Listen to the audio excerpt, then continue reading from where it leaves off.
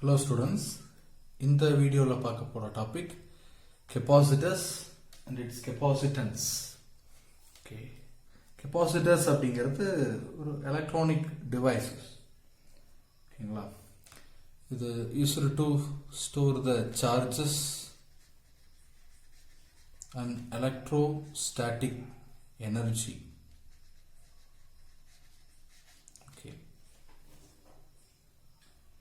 So இதோட structure எப்படி இருக்கும் அப்படின்னு பார்த்தா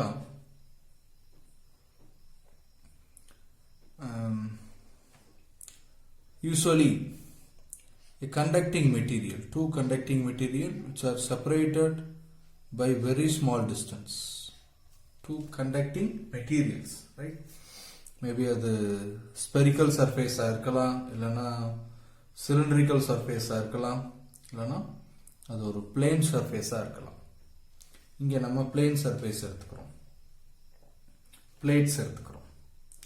ஸோ சிம்பிளா கெப்பாசிட்டர் அப்படிங்கிறது டூ பேரலல் பிளேட்ஸ் ஆனது. ஓகே, இப்போ இதை நம்ம ஒரு பேட்டரி கூட கனெக்ட் பண்றோம், பவர் சப்ளை கூட கனெக்ட் பண்றோம்.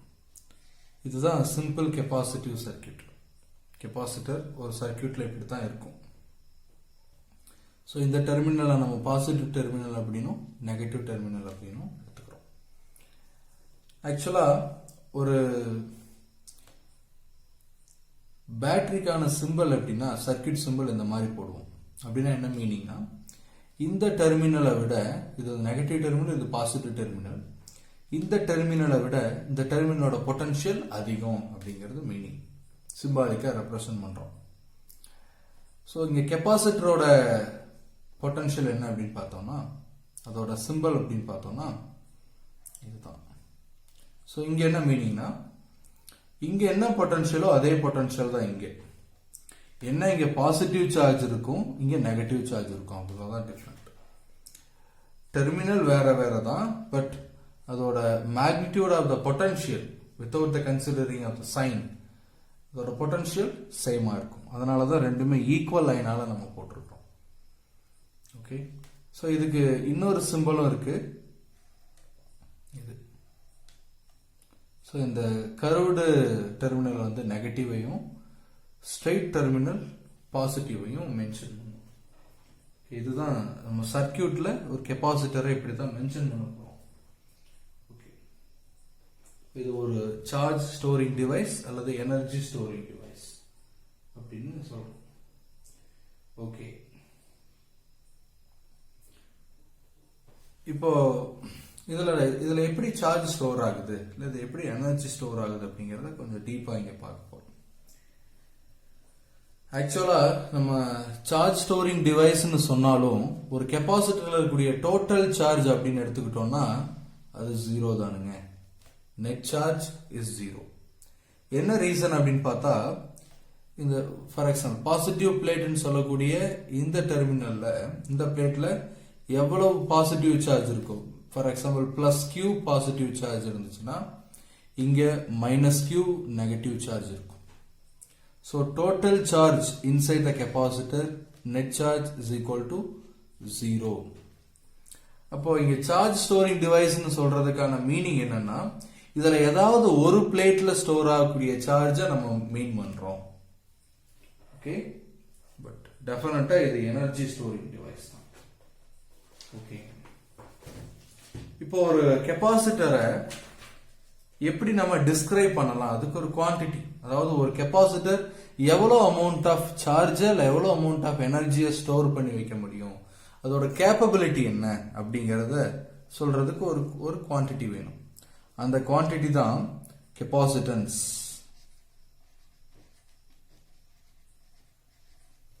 ஓகே, இப்போ கெப்பாசிட்டன்ஸ் அப்படிங்கிறது measure of ability to store the charge or energy, சிம்பிளா சொல்லணும். ஓகே, இப்போ இந்த கெப்பாசிட்டன்ஸ் ஆஃப் த கெப்பாசிட்டரை புரிஞ்சுக்கிறதுக்கு முன்னாடி நமக்கு பேசிக்கா ஒரு சில விஷயங்கள் தெரிஞ்சுக்கணும். அது என்னன்னு பார்க்கலாம். இப்போ ஒரு எக்ஸாம்பிளுக்கு ஒரு சேம்பர் எடுத்துக்கங்க, ஒரு ஸ்டீல் சேம்பர் எடுத்துக்கங்க. ரைட், இந்த ஸ்டீல் சேம்பர்ல ஒரு சின்ன ஓபன் இருக்கு. ரைட், இந்த steel chamber perfectly rigid chamber அப்படின்னு எடுத்துக்கலாம். அதாவது இதோட வால்யூம் வந்து என்னதான் என்ன ப்ராசஸ் பண்ணாலும் இன்க்ரீஸ் ஆகாது, டிக்ரீஸ் ஆகாது அப்படிங்கிறத பார்த்துக்கிறோம்.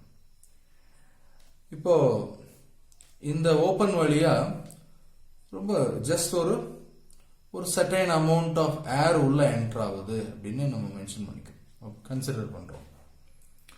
ரைட், இப்போ இந்த அதுக்கு முன்னாடி வரைக்கும் இது ஃப்ரீ ஸ்பேஸ், இது வந்து எம்டி சேம்பரா இருக்கு. ஜஸ்ட் இந்த ஃபர்ஸ்ட் அமௌண்ட் ஆஃப் ஏர் உள்ள என்டர் ஆகுது. நான் ஒரு சிங்கிள் மாலிகூல் அப்படின்னோ இல்ல ஒரு அந்த மாதிரி சொல்ல, ஏதோ certain amount of molecule, certain amount of air உள்ள என்டர் ஆகுது. இப்போ இங்க என்ன, இங்க அதாவது இந்த இடத்துல ஏதாவது சம் அப்போஸ்மெண்ட் இருக்குமா? டெஃபினட்டா இருக்காது. எந்த ஒரு அப்போஸ்மெண்ட்டும் இல்லாம இந்த ஏர் வந்து உள்ள என்டர் ஆகும். என்டர் ஆனதுக்கு அப்புறம் இதுக்கு வெளியில மேபி பிரஷர் இருக்கலாம், ஆனா உள்ளுக்குள்ள பிரஷர் கிடையாது, எந்த அப்போஸ்மெண்ட்டும் கிடையாது. இது ஃப்ரீயா அங்கங்க என்னவாகும், டிஸ்ட்ரிபியூட் ஆகும். இந்த ஏர் வந்து அதோட மாஸ் அங்கங்க டிஸ்ட்ரிபியூட் ஆகும், மாலிகூல்ஸ் அங்கங்க டிஸ்ட்ரிபியூட் ஆகும். ஓகே, இப்போ ஃபர்ஸ்ட் அமௌண்ட் ஆஃப் ஏர் உள்ள என்டர் ஆயிடுச்சு. இப்போ செகண்ட் அமௌண்ட் ஆஃப் ஏர், நம்ம அடுத்த அமௌண்ட் ஆஃப் ஏரை நம்ம உள்ள என்டர் பண்றோம். இப்போ ரெண்டுக்கும் டிஃபரெண்ட் இருக்கு. First amount of air, first கேஸ்ல அந்த ஏர் உள்ள என்டர் ஆகும் பொழுது எந்த அப்போஸ்மெண்ட்டையும் அது ஃபீல் பண்ணிருக்காது. செகண்ட் அமௌண்ட் ஆஃப் ஏர் உள்ள என்டர் ஆகும் பொழுது கொஞ்சமா ஏதோ ஒரு அப்போஸ்மெண்ட் அங்க ஃபீல் ஆகும். என்ன காரணம் கவனிச்சு பாருங்க. இந்த ஏர் உள்ள ஆல்ரெடி இருக்கக்கூடிய ஏர் செகண்ட் அமௌண்ட் ஆஃப் ஏர் உள்ள வர்றத கொஞ்சம் அப்போஸ் பண்ணுது. அப்போ அங்க என்ன நம்ம ஃபீல் பண்ணோம்னா, ஏதோ ஒரு சர்டன் பிரஷர் கன்ஸ்டியூட் ஆகுது. இப்போ இந்த அப்போஸ்மெண்ட்டையும் தாண்டி நான் உள்ள கொண்டு போகணும்னா ஒரு ஒர்க் பண்ணணும் டெஃபினட்டா, கரெக்டா? ரைட், இப்போ உள்ள ஒர்க் பண்ணி உள்ள என்டர் பண்ணியாச்சு, பம்ப் பண்ணிட்டேன் உள்ள. இப்போ தேர்ட் அமௌண்ட் ஆஃப் ஏர் உள்ள என்டர் பண்றேன், அடுத்த குவான்டிட்டி ஆஃப் ஏர் உள்ள என்டர் பண்றேன். ஃபர்ஸ்ட் அமௌண்ட் ஆஃப் ஏர் உள்ள கொண்டு போகும்பொழுது எந்த விதமான அப்போஸ்மெண்ட்டும் கிடையாது. செகண்ட் டைம் உள்ள கொண்டு போகும்பொழுது கொஞ்சம் அதிக அப்போஸ்மெண்ட்டை ஃபீல் பண்றேன். தேர்ட் அமௌண்ட் ஆஃப் ஏர் உள்ள என்ட்ராகும் இன்னும் கொஞ்சம் அதிக அப்போஸ்மெண்ட்டை ஃபீல் பண்றேன். ரீசன், இன்னும் கொஞ்சம் அதிகமான ப்ரெஷர் அங்க எஸ்டாப்ளிஷ் ஆயிருக்கும். அப்போ நம்ம அதிக ஒர்க், இன்னும் கொஞ்சம் அதிகமான ஒர்க் பண்ண வேண்டியது இருக்குது. இது மாதிரி நான் அந்த சேம்பருக்குள்ள ஏரை உள்ள என்டர் பண்ண இன்ஜெக்ட் பண்ண இங்க ப்ரெஷரும் டெவலப் ஆகிக்கிட்டே இருக்கும், இன்க்ரீஸ் ஆகிக்கிட்டே இருக்கும். நான் செய்ய வேண்டிய ஒர்க்கும் இன்க்ரீஸ் ஆகிக்கிட்டே இருக்கும், நீடும், அந்த ஒர்க்குக்கான நீடும் அதிகமாகிட்டே இருக்கும். ஓகே, சரி. இப்போ இந்த ப்ரெஷர் எதை டிபெண்ட் பண்ணி இருக்குது அப்படிங்கறத பார்க்கணும். நான் ஜஸ்ட் இந்த குவான்டிட்டி ஆஃப் ஏர் இருக்குது பாத்தீங்களா, அதை நான் எம்னு மென்ஷன் பண்ணிக்கிறேன். இந்த சேம்பரோட வால்யூமை வின்னு மென்ஷன் பண்ணிக்கிறேன். ஓகேங்களா? இந்த ப்ரெஷர் எதை டிபெண்ட் பண்ணி இருக்கும்? உள்ள இன்ஜெக்ட் ஆகக்கூடிய அமௌண்ட் ஆஃப் ஏரை டிபெண்ட் பண்ணியிருக்கும். அதாவது நான் இங்க வந்து ப்ரெஷரை ஃபீல் பண்றது எதுக்கு ப்ரொபோர்ஷனலா இருக்கும்னா, நான் அதிகமான அமௌண்ட் ஆஃப் ஏரை உள்ள இன்ஜெக்ட் பண்ணணும்னு நினைச்சேன்னா நான் அதிக அப்போஸ்மெண்ட், அதிக ப்ரெஷரை ஃபீல் பண்றேன். இப்போ pressure is proportional to mass of the air enter into the chamber. Okay, இப்போ இந்த ப்ரொபோர்ஷனாலிட்டி எடுத்துட்டு ஈக்குவல் டு சிம்பிள் போடணும். அதுக்கு சரி, ஓகே, ஜஸ்ட் அப்படி ஈக்குவல் டு சிம்பிள் போட்டுடலாங்களா அப்படின்னா, இல்ல, இது ரெண்டும் எக்ஸாக்டா ஈக்குவல் கிடையாது. டைமென்ஷன் வைஸ் ஈக்குவல் கிடையாது, கான்செப்ட் வைஸ் கூட இங்க ஈக்குவல் கிடையாது. ரைட், இப்போ இந்த அதாவது ப்ரெஷரும் அல்லது பார்த்தா mass of the air enter into the சேம்பரும் வேற ஒரு குவான்டிட்டியை டிபெண்ட் பண்ணி இருக்க வேண்டிய சிச்சுவேஷன் இங்க இருக்குது.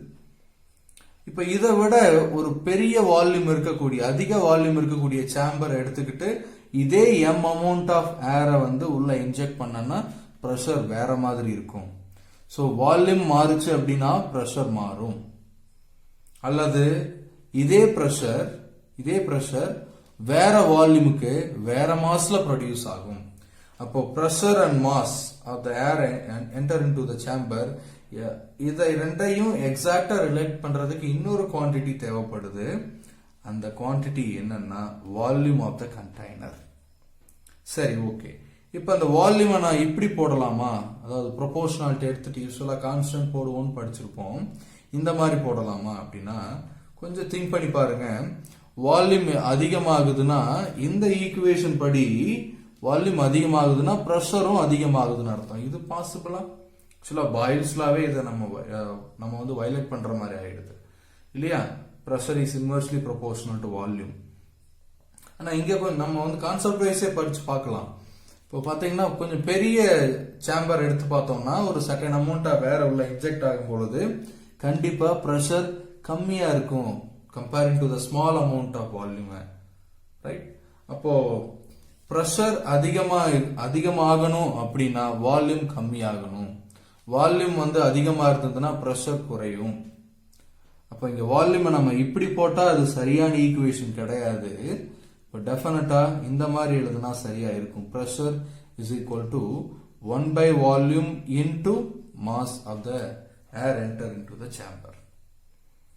ஓகே. ஸோ இப்போ நம்ம இதை ரிலேட் பண்ணோம்னா P is equal to M by V, V is equal to M by P, right? Okay. இப்போ நம்ம ஒரு ரிலேஷனை கொண்டு வந்திருக்கோம். இதை பேஸ் பண்ணி கெப்பாசிட்டரை புரிஞ்சுக்க போறோம். ஓகே. இப்போ ஒரு parallel plate கெப்பாசிட்டர். ஓகேங்களா? இதுக்கு நம்ம ஃபர்ஸ்ட் ஒரு சர்டன் குவான்டிட்டி ஆஃப் சார்ஜை உள்ள இன்ஜெக்ட் பண்ணணும்னு நினைக்கிறோம். எந்த விதமான அப்போஸ்மெண்ட்டும் கிடையாது, அங்க சார்ஜே கிடையாது. அது அப்பதான் ஃப்ரெஷ். அதுக்கு முன்னாடி வரைக்கும் இந்த பிளேட்ஸ் எல்லாம் நியூட்ரலா இருந்துச்சு. இப்போ கியூ சார்ஜ் உள்ள, அதாவது இங்க மைனஸ் கியூ சார்ஜ், இங்க பிளஸ் கியூ சார்ஜ் அப்படின்னு மீனிங் என்டர் பண்ணிருக்கோம். என்டர் பண்றதுக்கு எந்த ஒர்க்கும் பண்ண வேண்டிய அவசியம் இல்லை. அடுத்து செகண்ட் சார்ஜை உள்ள இன்ஜெக்ட் பண்றோம். இப்போ இந்த செகண்ட் சார்ஜ் இங்க வந்து நெகட்டிவ் சார்ஜ் செகண்ட் இன்ஜெக்ட் பண்றோம், இங்க பாசிட்டிவ். இப்போ என்ன செய்யுங்க, இந்த ஆல்ரெடி இன்ஜெக்ட் பண்ணி வச்சிருக்கக்கூடிய சார்ஜ் செகண்ட் கேஸ்ல சொல்ற மாதிரி செகண்ட் சார்ஜ் உள்ள வந்துச்சு அப்படின்னா டெஃபினட்டா அதை அப்போஸ் பண்ணும். அந்த அப்போஸ்மெண்ட் அதை தாண்டி நம்ம ஒர்க் பண்ண வேண்டியது இருக்குது. அப்போ ஒர்க் பண்றோம் அப்படின்னாலே, ஒரு சார்ஜை ஒரு இடத்துல இருந்து இன்னொரு இடத்துக்கு மூவ் பண்றதுக்கு ஒர்க் பண்றோம் அப்படின்னாலே அங்க ஒரு பொட்டன்ஷியல் டிஃபரன்ஸ் இல்ல பொட்டன்ஷியல் கன்ஸ்டியூட் ஆகுது. சோ இப்போ இங்க டெவலப் ஆகக்கூடிய பொட்டன்ஷியல் அதிக சார்ஜை இன்ஜெக்ட் பண்ணோம்னா அதிகமா இருக்கும், கம்மியான சார்ஜ் இன்ஜெக்ட் பண்ணா கம்மியா இருக்கும். So developed potential is proportional to amount of charge enter into the capacitor. அங்க amount of air enter into the chamber, amount of charge enter into the capacitor. ஓகேங்களா? இப்போ இந்த potential and charge இத வேற எப்படி டிபெண்ட் பண்ணி பார்க்கலாம்னா is equal to, இங்க எப்படி வால்யூம் அப்படிங்கிறது the capability to confine the amount of air அப்படிங்கிறதோ, அது மாதிரி capability to store the charge, அததான் capacitance அப்படின்னு சொல்றோம். அதை C அப்படிங்கிற லெட்டரால மென்ஷன் பண்றோம். இங்க எப்படி வால்யூமோ அங்க இங்க கெப்பாசிட்டர், இங்க எப்படி பிரஷரோ இங்க பொட்டன்ஷியல், இங்க எப்படி அமௌண்ட் ஆஃப் ஏரோ இங்க அமௌண்ட் ஆஃப் சார்ஜ். சோ அப்ப V is equal to just என்ன செய்யறோம்னா 1 by C into Q அப்படின்னு போடுறோம். இப்போ V is equal to Q by C. இப்போ C is equal to Q by V. Right. இங்க நம்ம இதை மாத்தி எழுதக்கூடாது, இப்படி போடக்கூடாது. Q is proportional to V ன்னு எழுதக்கூடாது. பொட்டன்ஷியல் அதிகமானா சார்ஜ் அதிகமாகும்னு அர்த்தம் ஆயிடும். அது கிடையாது. இங்க சார்ஜ் தான் காஸ், பொட்டன்ஷியல் தான் எஃபெக்ட்.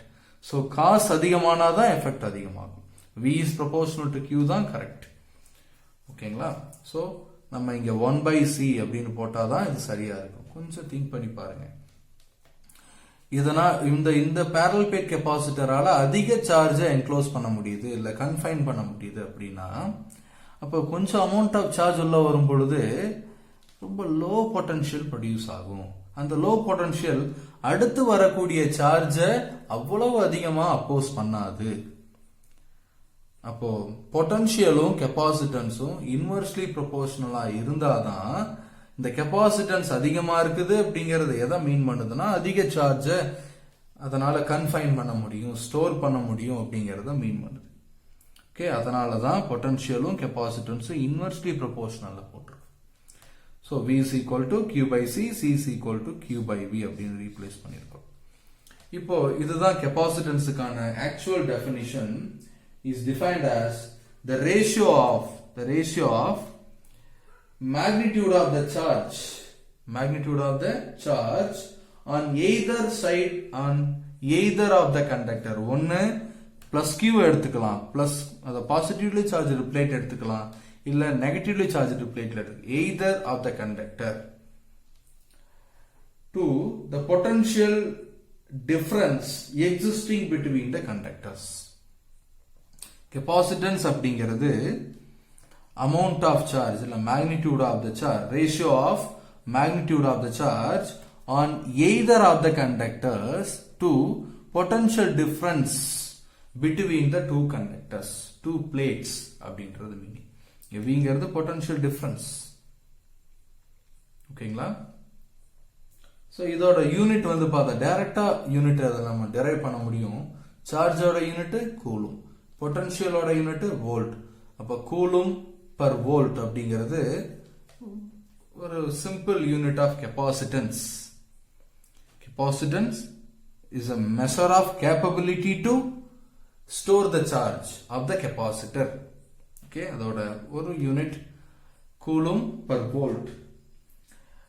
இதுக்கு SI யூனிட் என்ன அப்படின்னு பார்த்தா மைக்கேல் ஃபாரடே, அவர் தான் எலக்ட்ரிக் ஃபீல்டை பத்தி நிறைய டெமான்ஸ்ட்ரேட் பண்ணியிருக்கிறாரு. அவரை ஹானர் பண்றக்கூடிய விதத்துல ஃபாரடே அப்படிங்கறத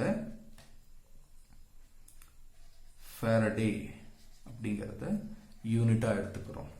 ஸோ இதுல கெப்பாசிட்டன்ஸோட யூனிட் என்னன்னா ஃபாரட்.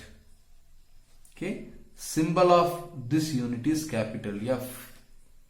ஓகே, அதாவது ஃபாரட் அப்படிங்கிறது ரொம்ப ஹியூஜ் யூனிட். எப்படி கூலும் அப்படிங்கிறது ரொம்ப ஹியூஜ் யூனிட்டோ அது மாதிரி ஃபாரட்ங்கிறது ரொம்ப ஹியூஜ் யூனிட். ஸோ இதோட பிராக்டிக்கல் யூனிட்ஸ் அப்படின்னு சொல்லி பார்த்துட்டா மைக்ரோ ஃபாரட்ல இருக்கலாம், அல்லது நானோ ஃபாரட்ல இருக்கலாம், அல்லது பிகோ ஃபாரட்ல இருக்கலாம். மைக்ரோனா 10⁻⁻6 ஃபாரட், நானோனா 10⁻⁻9, பிகோனா 10⁻⁻12 ஃபாரட்டா இருக்கலாம். ஸோ இதுதான் practical units of capacitance. So ஆனா என்னதான் அதுல சார்ஜ் ஸ்டோர் ஆயிருந்தாலும் total charge of the capacitance வந்து ஆல்வேஸ் ஈக்குவல் டு 0. இப்போ பிராக்டிக்கலா நம்ம எந்த ஒரு சர்க்கியூட் எடுத்து பார்த்தாலும் கெப்பாசிட்டர் இல்லாத சர்க்கியூட் நம்ம பார்க்கறது ரொம்ப ரொம்ப சான்ஸ் கம்மி. மேக்சிமம் சர்க்கியூட்ஸ்ல, எலக்ட்ரானிக் சர்க்கியூட்ஸ்ல கெப்பாசிட்டர் இருக்கும். ஸோ இந்த கெப்பாசிட்டர் வந்து வேரியஸ் ஷேப்ஸ்ல ப்ரொடியூஸ் பண்றாங்க. ஒன்னு சிலிண்ட்ரிக்கலா இருக்கலாம், இல்ல டிஸ்கா இருக்கலாம். ஓகேங்களா, சிலிண்ட்ரிக்கல் இல்லைன்னா டிஸ்க் ஷேப்டு கெப்பாசிட்டர்ஸ் ப்ரொடியூஸ் பண்றாங்க. ஓகேங்களா, இப்போ அதெல்லாம் எந்த மாதிரி மெட்டீரியலால ப்ரொடியூஸ் பண்றாங்கன்னா டேண்டலம், செராமிக், இந்த மாதிரியான டைப்ஸ் இருக்கக்கூடிய மெட்டீரியல்ஸால ப்ரொடியூஸ் பண்றாங்க. அல்லது எலக்ட்ரோலைட்டிக் கெப்பாசிட்டர்ஸும் இப்போ வந்து அவைலபிள். ஓகேங்களா,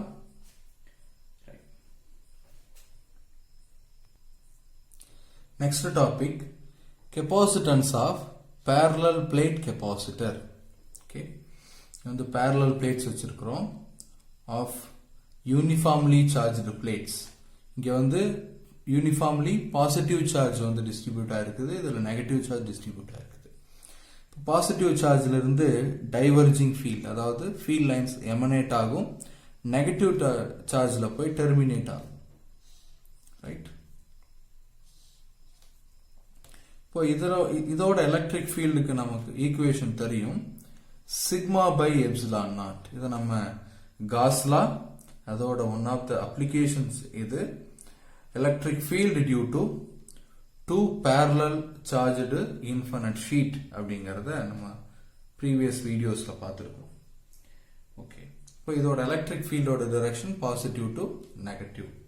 ஓகேங்களா, இந்த பிளேட்ஸ் வந்து இன்ஃபைனைட் ஏரியா இருக்கிறதால இதுக்கு ரொம்ப பக்கத்துல பார்க்கும் பொழுது இந்த ரீஜன் எல்லாம் outside the region of these plates field வந்து ஜீரோவா இருக்கும். இன்சைட்ல மட்டும் சிக்மா பை எப்சிலான் நாட்டா இருக்கும். அது இண்டிபெண்டன்ட் ஆஃப் த டிஸ்டன்ஸா இருக்கும். ரைட். அதாவது இந்த ரெண்டு பிளேட்டையும் நம்ம என்ன பண்றோம்னா டி டிஸ்டன்ஸ்ல செப்பரேட் பண்ணி வச்சிருக்கிறோம். இந்த டி டிஸ்டன்ஸ் அப்படிங்கிறது இங்க ஃபீல்டு வந்து எந்த ரீஜன்ல ஆக்ட் ஆகுது அப்படிங்கறத முடிவு பண்ணக்கூடிய டிஸ்டன்ஸ் இதுதான். ஸோ இந்த டி ஸ்கொயர் அப்படின்னு எடுத்துக்கிட்டோம்னா d square is very much less than the area of the plate. ஓகேவா? ஸோ ரெண்டு டைமென்ஷனும் கரெக்டா இருக்கணும், அப்படின்னா தான் கம்பேர் பண்ண முடியும். ரைட். அப்போ d square is very much less than the area of the plate. So இந்த ரெண்டு பிளேட்ஸோட ஏரியாவும் நம்ம ஏன்னு எடுத்துக்கிறோம். அது டி ஸ்கொயரை கம்பேர் பண்ணும்போது ரொம்ப அதிகமா இருக்கு, இன்ஃபைனைட் பிளேன் ஷீட்டா இருக்குது. அப்படி இருந்தா மட்டும்தான் இங்க electric field sigma by epsilon naught, அதாவது இதோட field sigma by 2 epsilon naught, இதோட field sigma by 2 epsilon naught, ரெண்டு ஃபீல்டும் ஒரே டைரக்ஷன்ல ஆக்ட் ஆகும்.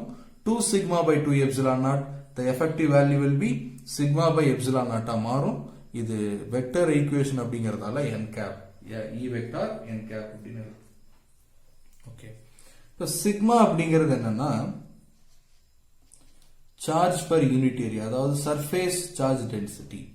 இப்போ எலக்ட்ரிக் ஃபீல்டோட magnitude E is equal to instead of sigma நம்ம q by a into epsilon naught, denominator epsilon. இதுதான் electric field inside the two parallel plates. Okay. Electric field தெரிஞ்சாச்சு. இதோட கெபாசிட்டன்ஸ் தான் நம்ம பார்க்க போறோம். ஸோ இதுல இருந்து நம்ம பொட்டன்ஷியல் என்ன அப்படிங்கறத தெரிஞ்சுக்கலாம். ஆக்சுவலா potential dv is equal to minus e into dx அப்படிங்கிறது தெரியும். ஆக்சுவலா எலக்ட்ரிக் ஃபீல்ட் அப்படிங்கிறது negative gradient of potential. Right. இங்க வந்து மைனஸ் அப்படிங்கிறது நம்ம இந்த எலக்ட்ரிக் ஃபீல்டுக்கு ஆப்போசிட்ல இந்த சார்ஜை மூவ் பண்றோங்கிறத மீன் பண்ணுது. ஸோ இப்போதைக்கு இந்த மைனஸை ஒமிட் பண்றோம். ஸோ ஜஸ்ட் என்னன்னா potential difference dv is equal to electric field into the distance between the two points. நம்ம எந்த ரெண்டு பாயிண்ட்டுக்கு இடையில இருக்கிற பொட்டன்ஷியல் டிஃபரன்ஸை பார்க்கறோமோ அந்த ரெண்டு பாயிண்ட்டுக்கு இடையில இருக்கக்கூடிய டிஸ்டன்ஸ் தான் இங்க dx. இங்க ரெண்டு பிளேட்ஸுக்கு இடையில இருக்கக்கூடிய நம்ம பொட்டன்ஷியல் டிஃபரன்ஸை பார்க்கிறோம். ரெண்டு பிளேட்ஸ்க்கு இடையில இருக்கக்கூடிய டிஸ்டன்ஸ் வந்து small d, so into d. electric field inside the plates வந்து E. இங்க potential difference between the two plates V ன்னு எழுதுறோம். So V is equal to E into D. electric field into distance. field இங்க substitute பண்ணோம்னா potential difference between the two plates Q by A epsilon naught into D. Okay. இது potential difference between the two plates அப்படின்னு கிடைச்சிருச்சு. அப்போ நமக்கு சார்ஜும் பொட்டன்ஷியலும் தெரிஞ்சிச்சுன்னா capacitance கண்டுபிடிக்கலாம். கரெக்ட்டுங்களா?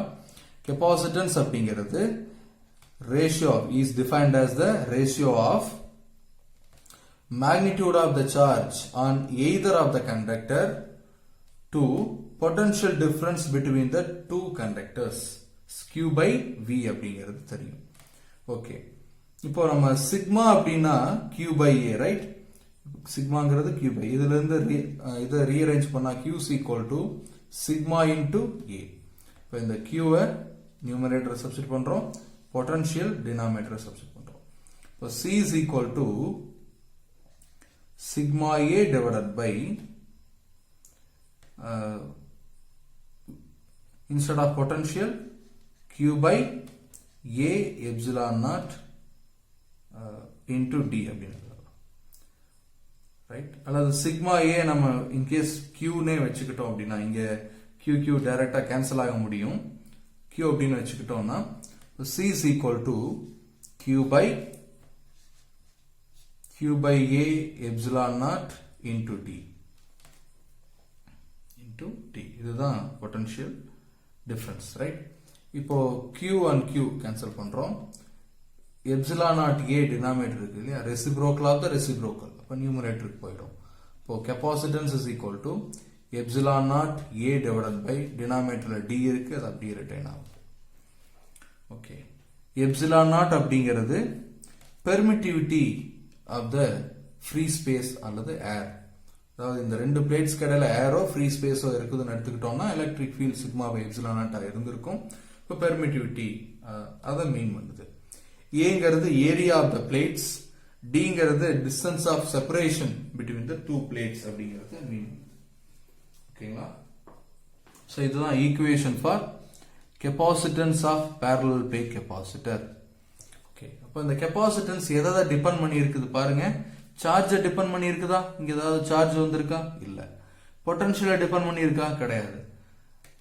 மேபி அந்த பொட்டன்ஷியல் கெப்பாசிட்டன்ஸை டிபெண்ட் பண்ணலாம், பட் கெப்பாசிட்டன்ஸ் பொட்டன்ஷியலை டிபெண்ட் பண்ணணுங்கிற அவசியம் கிடையாது. ரைட்? அப்போ இந்த கெப்பாசிட்டன்ஸை நம்ம ரெண்டே இங்க சிம்பிளா சொல்லணும்னா நம்ம இந்த பெர்மிட்டிவிட்டியை ஒமிட் பண்ணி வச்சுக்கிட்டு just capacitance is directly proportional to area of the cross section of the plates and capacitance is inversely proportional to distance of separation. So இதை நம்ம பிசிக்கலா புரிஞ்சுக்க ட்ரை பண்றோம். இப்போ ஏரியா அதிகமா இருந்ததுன்னா, ரொம்ப பெரிய ஏரியாவா இருந்துச்சுன்னா அந்த பிளேட்ஸுக்கு அதுல அதிக அமௌண்ட் ஆஃப் சார்ஜஸ் போய் அக்குமுலேட் ஆக முடியும். ரைட்? இப்போ ஏதோ சர்டன் அமௌண்ட் ஆஃப் சார்ஜ் உள்ள என்டர் ஆகும் பொழுது அங்க அந்த பிளேட்ஸ்ல போய் அது ரீடிஸ்ட்ரிபியூட் ஆயிடும். இன்கேஸ் ஏரியா அதிகமா இருந்தா ரொம்ப அதிகமா டிஸ்ட்ரிபியூட், ரொம்ப அதிக ரீஜன்ல ஃப்ரீயா டிஸ்ட்ரிபியூட் ஆயிருக்கும். ஸோ அடுத்த சார்ஜ் வரும் பொழுது அதை ஈஸியா, அதாவது அந்த ஏரியா குறைவா இருக்கக்கூடிய பிளேட் எந்த அளவு அப்போஸ் பண்ணுதோ அதை விட குறைவான அப்போஸ்மெண்ட்ல அந்த சார்ஜ், அதிக சார்ஜ உள்ள கொண்டு வந்து வச்சுக்க முடியும். இப்ப ஏரியா அதிகமா இருந்தா அந்த பிளேட்ல அதிக அமௌண்ட் ஆஃப் சார்ஜஸ் போய் அக்குமுலேட் ஆக முடியும். இப்போ கெப்பாசிட்டன்ஸ் அதிகமாகும். இது டைரக்டா நம்மளால புரிஞ்சுக்க முடியும். ஓகே, இப்போ டிஸ்டன்ஸ் ரொம்ப கம்மியா இருந்தா, அதாவது இன்வெர்ஸ்லி ப்ரொபோர்ஷனல், ரைட்? டிஸ்டன்ஸ் ரொம்ப கம்மியா இருந்தாதான் கெப்பாசிட்டன்ஸ் அதிகமா இருக்கும். டிஸ்டன்ஸ் கம்மியா இருந்துச்சு அப்படின்னா இந்த பாசிட்டிவ் சார்ஜ்னால ப்ரொடியூஸ் ஆகக்கூடிய ஃபீல்ட நெகட்டிவ் சார்ஜ் ரொம்ப ஈஸியா கேன்சல் பண்ண முடியும். ரைட்? அப்போ இதனால ப்ரொடியூஸ் ஆகக்கூடிய பொட்டன்ஷியல் ஓரளவு ஃபுல் கம்ப்ளீட்டா கேன்சல் ஆகல அப்படின்னாலும் இதனால ஓரளவு கேன்சல் ஆகும். எப்போ இந்த டியோட வேல்யூ ரொம்ப பக்கத்துல, டியோட வேல்யூ ரொம்ப கம்மியா இருந்தா, பிளேட்ஸ் ரொம்ப க்ளோஸரா இருந்தா. இப்போ டி ரொம்ப கம்மியா இருந்ததுன்னா potential difference between the two plates குறையும். டி குறைஞ்சது அப்படின்னா பொட்டன்ஷியல் டிஃபரன்ஸ் டெஃபினட்டா குறையும். ஏன்னா இங்க பாருங்க, V is equal to E into D. அப்போ V is proportional to D, right? இப்போ D குறைஞ்சது அப்படின்னா பொட்டன்ஷியல் குறையும். ஓகே, இப்போ பொட்டன்ஷியல் குறையுது, C is equal to Q by V, இல்லையா? பொட்டன்ஷியல் குறைஞ்சது அப்படின்னா டெஃபினட்டா கெப்பாசிட்டன்ஸ் அதிகமா தான் இருந்திருக்கணும். அப்ப கெப்பாசிட்டன்ஸ் அதிகப்படுத்தணும்னா அங்க பொட்டன்ஷியல் கம்மியா டெவலப் ஆகணும். பொட்டன்ஷியல் கம்மியா டெவலப் ஆகணும்னா இந்த டிஸ்டன்ஸ் ரொம்ப கம்மியா இருக்கணும், பிளேட்ஸ் ரொம்ப க்ளோஸா இருக்கணும். ஓகேங்களா? சோ இந்த ரெண்டு ஃபேக்டரை டைரக்டா டிபெண்ட் பண்ணிருக்கு. அப்ப capacitance of the capacitor depends on the dimension of the capacitor only. Dimension means area of the plate, distance of separation between the plates, plus permittivity of the medium. இங்க வந்து medium கிடையாது, ஏர் இல்ல free space எடுத்துக்கிறோம். மீடியமா இருந்தா medium அந்த உள்ள என்ன மீடியம் இருக்கோ அதை டிபெண்ட் பண்ணி இருக்கும் அப்படிங்கறத நம்ம டைரக்டா புரிஞ்சுக்க முடியும். ஓகே, இது மட்டும் இல்லாம ஃப்ரிஞ்சிங் எஃபெக்ட் அப்படின்னு ஒரு விஷயம் இருக்குது. இப்போ இந்த கெப்பாசிட்டர் பிளேட்டை நம்ம இன்ஃபைனைட் பிளேன் அப்படின்னு சொல்லி எடுத்திருக்கிறோம், கரெக்டுங்களா? இங்க பாசிட்டிவ் சார்ஜ், இங்க நெகட்டிவ் சார்ஜ். இப்போ இந்த ரீஜன்ல எலக்ட்ரிக் ஃபீல்ட் லைன்ஸ் வந்து பாத்தீங்கன்னா இந்த மாதிரி இருக்கும். இப்படிப்பட்ட ஃபீல்ட் லைன்ஸ் இருந்துச்சுன்னா இந்த ரீஜனை நம்ம யூனிஃபார்ம் எலக்ட்ரிக் ஃபீல்ட் அப்படின்னு சொல்லி சொல்ல முடியும். பட் என்னதான் இங்க வந்து யூனிஃபார்ம் ஃபீல்டா இருந்தாலும் இது இன்ஃபைனைட் பிளேன் ஷீட் கிடையாது, பிராக்டிகலா பாசிபிள் கிடையாதுங்க. பட் டெஃபினட்டா இந்த இடத்துல ஒரு ஃபீல்டு, இந்த ஃபீல்ட் லைன்ஸ் இந்த மாதிரி ப்ரொடியூஸ் ஆகும். ஓகேங்களா? ஸோ இந்த ஆக்சுவலா கெப்பாசிட்டருக்கு வெளியில டூ பேரலல் பிளேட்ஸ்க்கு வெளியில எலக்ட்ரிக் ஃபீல்ட் ஜீரோவா இருக்கணும், இங்கெல்லாம் எலக்ட்ரிக் ஃபீல்ட் ஜீரோவா இருக்கணும். ஆனா ஆக்சுவலா வந்து பாத்தீங்கன்னா எலக்ட்ரிக் ஃபீல்ட் ஜீரோவா இருக்கிறது இல்ல, எக்ஸாக்டா ஜீரோவா இருக்கிறது இல்ல. இந்த ரீஜன்ல கொஞ்சம் electric field is not equal to zero, நான் ஜீரோ வேல்யூ வச்சிருக்கு. ஓகேங்களா? ஸோ அதாவது இந்த ஏரியாவுக்கு வெளியிலயும் எலக்ட்ரிக் ஃபீல்டு கொஞ்சம் லீக் ஆகுது, கொஞ்சம் எக்ஸ்டெண்ட் ஆயிருக்குது. இந்த எஃபெக்ட்டுக்கு பேரு ஃப்ரிஞ்சிங் எஃபெக்ட் அப்படின்னு சொல்லி சொல்றோம். ஓகேங்களா? ஃப்ரிஞ்சிங் எஃபெக்ட் அப்படின்னு சொல்றோம். ஓகே. ஸோ இந்த ஃப்ரிஞ்சிங் எஃபெக்ட் எப்போ வந்து நெக்லிஜிபிள் அப்படின்னா, இந்த பிளேட்ஸ் ரொம்ப க்ளோஸா இருந்தா ஓரளவு கன்ஃபைன் ஆயிடுது. இந்த field lines confined within the region of the two plates. அப்போ ரொம்ப க்ளோஸா இருக்குதுன்னா D square is very much less than the area of the plate. ஓகேங்களா? அப்படி இருந்துச்சு அப்படின்னா அங்க வந்து fringing effect can be ignored. Okay. இப்போ நம்ம இதுவரைக்கும் பார்த்த விஷயங்கள் தான் கெப்பாசிட்டர் அண்ட் கெப்பாசிட்டன்ஸை பத்தினது. இதை நம்ம டே டு டே லைஃப்ல நிறைய இடத்துல பார்க்க முடியும். நம்ம கம்ப்யூட்டர் மதர் போர்டு எடுத்துக்கிறோம், இல்லை டிவியில் எடுத்துக்கிறோம், எந்த ஒரு சர்க்கியூட்லயும் இந்த கெப்பாசிட்டரை பார்க்கலாம். பிளஸ் நம்ம ஃபேன்ல கூட கண்டென்சர்னு சொல்லுவோம், ரைட்? கெப்பாசிட்டர் கண்டென்சர் ரெண்டும் ஒரே விஷயத்தை தான் மென்ஷன் பண்ணுது. அதுல கூட இந்த கெப்பாசிட்டர் யூஸ் பண்ணிட்டு தான் இருக்கிறோம். ஓகேங்களா? இந்த கெப்பாசிட்டர் சார்ஜை வந்து ரொம்ப வேகமா ஸ்டோர் பண்ணி வைக்கும். ஆரம்பத்துல ரொம்ப வேகமா டிஸ்சார்ஜ் ஆகும். திரும்ப அப்படியே மெதுவா போக போக அந்த டிஸ்சார்ஜிங் கெப்பாசிட்டி கொஞ்சம் கொஞ்சமா குறைய ஆரம்பிக்கும். அதை எப்படிங்கிறத நம்ம கொஞ்சம் ஒரு சின்ன எக்ஸாம்பிள் மூலமா பார்க்கலாம். இப்போ ஏதோ ஒரு கண்டெய்னர் எடுத்துக்கிறோம். இந்த கண்டெய்னர் ஃபுல்லா வந்து வாட்டர் இருக்கிறதா அசியூம் பண்ணிக்கிறோம், ரைட்? இதோட லோயர் மோஸ்ட் ரீஜன்ல ஒரு ஹோல் இருக்கிறதா பார்க்கிறோம். ஸ்டார்டிங்ல எப்படி இருக்குன்னு பாத்தீங்கன்னா, இதுல ஏன்னா ப்ரெஷர் ரொம்ப ஜாஸ்தியா இருக்கும். ஸோ இந்த ஹோல்ல இருந்து அதிகமான ஏர் வந்து டெஃபினட்டா வெளியில வரும். சரி, அதிகமான வாட்டர், அதிகமான லிக்விட் டெஃபினட்டா வெளியில வந்துடும். ஸோ இதுல இருந்து வெளியில வர ஆரம்பிச்சதுக்கு அப்புறம் இந்த ஹைட் அப்படியே குறைஞ்சிட்டே வரும், ப்ரெஷர் குறைஞ்சிக்கிட்டே வரும். அப்போ கீழே வர வர ஆரம்பத்துல என்ன ரேட்ல இங்க ஃப்ளோ இருந்துச்சோ அதே ஸ்பீடு கீழே வர வரவும் இருக்காது, டைம் ஆகவும் இருக்காது. அப்போ ஒரு சேம்பர்ல இருந்து வெளியில வரும் பொழுது ஆரம்பத்துல ரொம்ப டிராஸ்டிக்காகவும் ரொம்ப அதிக ஸ்பீட்லயும், அப்புறம் டைம் போக போக அந்த ஸ்பீடு குறைஞ்சுக்கிட்டும் அங்க ஃப்ளோ நடந்துகிட்டு இருக்குது. அதே மாதிரிதான் கெப்பாசிட்டர்லயும். கெப்பாசிட்டர் ஒன்ஸ் நம்ம ஸ்டோர் பண்ணி வச்சுக்கிறோம் அப்படின்னா, சார்ஜை வந்து ஸ்டோர் பண்ணி வச்சுக்கிறோம்னா, இது ஸ்டார்டிங்ல ரொம்ப வேகமா என்னவாகும், டிஸ்சார்ஜ் ஆகுங்க. அதுக்கப்புறம் இந்த டிஸ்சார்ஜிங் ரேட் ரொம்ப ரொம்ப கம்மியா இருக்கும். ஓகேங்களா? ஸோ இதுதான் கெப்பாசிட்டரோட nature. Okay, thank you so much.